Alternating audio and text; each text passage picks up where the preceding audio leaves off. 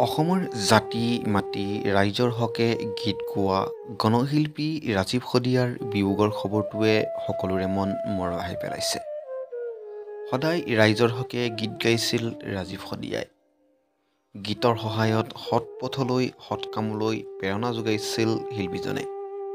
বন্ধু বান্ধৱীসকল, আপোনালোকে ৰাজীৱ শদিয়াৰ এই গীতটো শুনকচোন। যদি আপোনালোকে গীতটো শুনে তাৰ পাছত আপোনালোকে আপোনালোকৰ চকু পানী আপুনি ৰখাব নোৱাৰিব।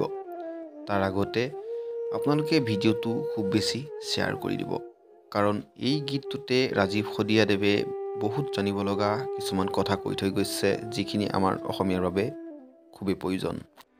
অসমীয়া মাধ্যমত আমাৰ ল'ৰাক নপঢ়াওঁ, মাতৃভাষা নুফুটে মুখত,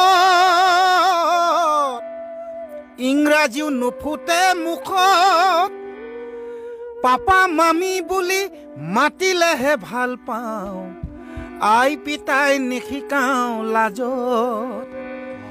হেৰ অসমীয়া ইতিহাস ফহিয়াইছা, ভুল নুবুজিবি মোক, নিজৰ সংস্কৃতিক অমান্য নকৰিবি, কমাই দে পশ্চিমীয়া ভোগ।